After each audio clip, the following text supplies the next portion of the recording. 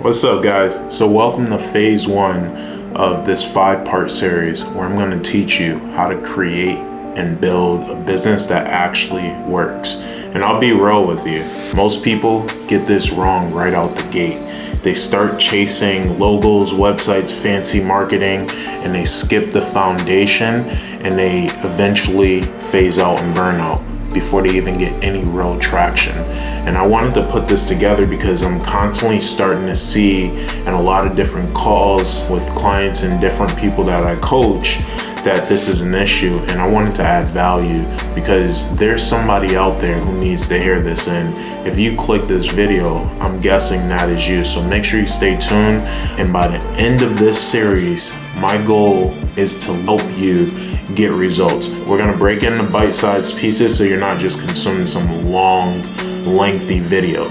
I don't know where you're jumping in, but make sure you watch this throughout, and then there'll be another one to follow and to keep you on task as if I was coaching you, which I'll be doing right now. Before we do anything else, let's get clear on the vision and who you're actually serving, because your vision is the actual foundation to your business.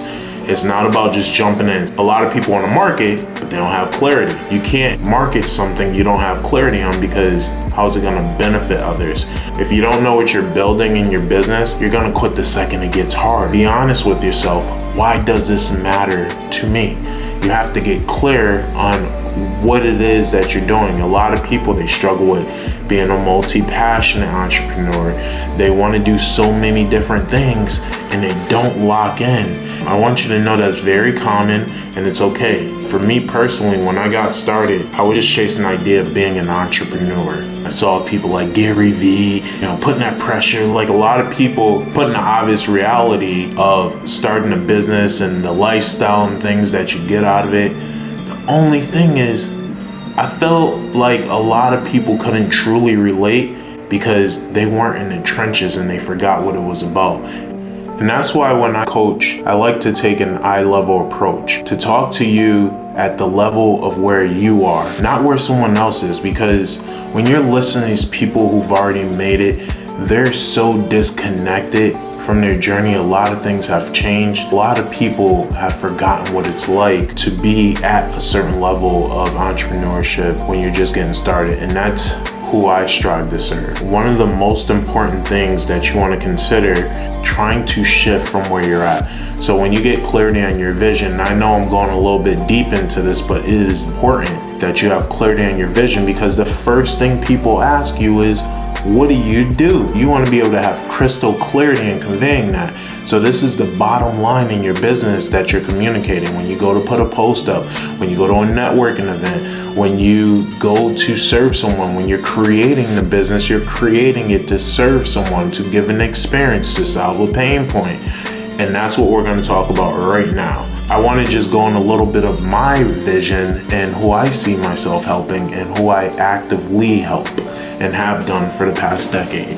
So the real shift in my journey came when I started to see my work and working with startups and solopreneurs, showing them the system so they're not just drowning trying to do everything on their own, but knowing how to delegate and how to systemize so that way they're not thinking too much on doing it and they can actually execute. Because a lot of entrepreneurs who are just getting started are on their own, so it leads to a lot of procrastination and stalling.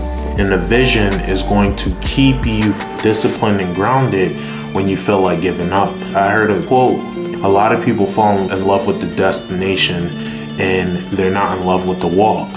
And you need to walk in order to get to the destination. So if you get so attached to the outcome, what ends up happening is you end up quitting because you have to take the walk in order to get to the destination. This is what's going to help you to ground it. So I'm going to literally walk you into identifying, who do you serve? You can't serve everybody. You can't serve the masses. Like, as much and as great as that is, there needs to be clarity on who you wish to serve with what it is that you have to offer. So I like to take it to a superhero approach versus a pain point or a villain. Who is it that you're saving?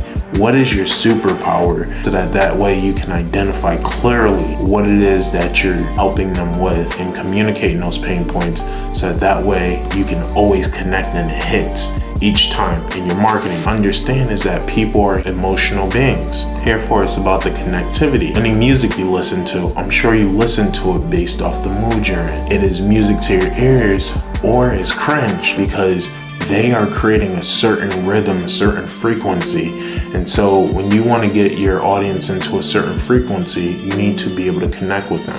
That's why this is so important. I focus on serving individuals like you, solopreneurs, small business owners who are limited to resources, limited to time. It's just them and they don't know where to start or they don't know how to revamp and rebrand themselves, and that's where I come into play. I'm very clear and adamant on what I do. I'm not trying to do 5 or 10 different things. The next thing you have to do is validate your idea. Like I said, you can't serve everybody. The quickest way is to serve somebody. So who are you really here for is what you want to ask. For me, it's people who are solopreneurs, small business owners, or folks who are wearing all the hats. I know what it's like to be stuck in the weeds of the business, overwhelmed, and not sure if you're doing it right. And that's who I build for. That's where my journey and foundation. Now I want you to identify who it is that you can help because you have an understanding.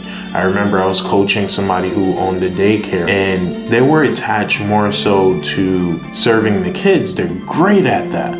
However, what was going over their heads is their ideal customer is the parent. You have to speak at the level of the parent because the parent is the decision maker of who you're going to be selling. That's who you're technically serving. And the child is the byproduct. Not to say our kids are products or anything like that, but that's very key and something to keep in mind. So when I gave some advice to this individual, they were able to increase and instantly close deals for families because people need daycare, and they were able to craft their message, their irresistible offer to grabbing the attention of these parents by addressing the concerns, the desires, and so forth.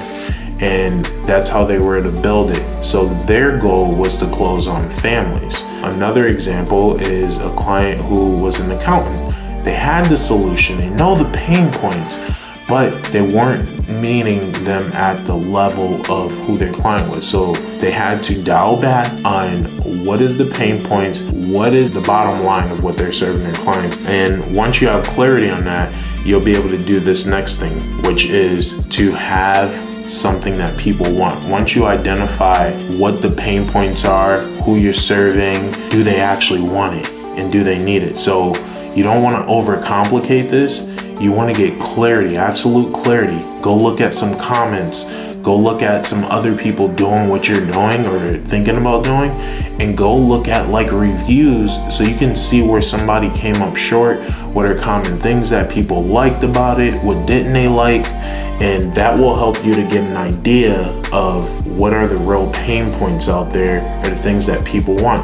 A great resource in today's day and age is going to Threads and searching something by that topic or searching a hashtag, and then that will help you be able to clearly understand the pain points so it's just not something you think and you're not complicating. Are people already paying for what you're offering in some form? Cool.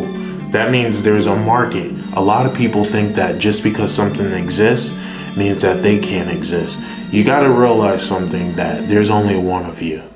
So don't try to be something or someone you're not. Find out what your strengths are and focus on that, because that's going to be what is unique and helps you to stand out. But you got to get crystal clarity on what that is. Now you're able to position yourself. And this would be something known as like a SWOT analysis. A SWOT analysis is where you identify strengths, weaknesses, opportunities, and threats. And the best way to do that is to find 3 different companies or service providers that already are in the market doing what you would like to do or somewhat that you wouldn't mind emulating.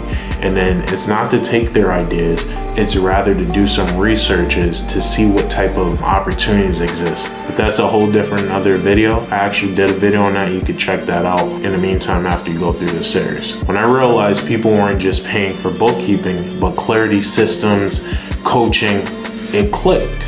And it's something I'm passionate about. See, one of the things I love doing is giving advice, helping people troubleshoot their pain points, but I also enjoy innovation. I also enjoy creativity and that analytical side of me, who has a knack for creating systems and having that background as an auditor, evaluating publicly traded companies. That's where the coaching idea came for me to get into that, because I love serving other individuals passionate about their dreams and being selective of who I coach, using a unique approach so I'm not just balled into the corner with everyone else.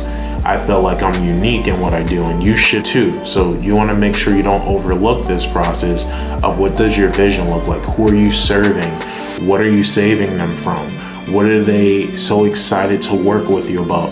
And you want to make sure you put this on paper so that way you never forget, and it becomes documented in you and embedded in your DNA, so that every time you talk about it, you know exactly who you're serving, what you help them with. That's phase one for you. Get your vision very clear, figure out who you're serving, and make sure your idea has something in store for the market. Not the whole entire market, but a specific sector of the market, and go all in on that. So stick with me and hit the subscribe button, because we got more to come, and I want you to stay tuned on this.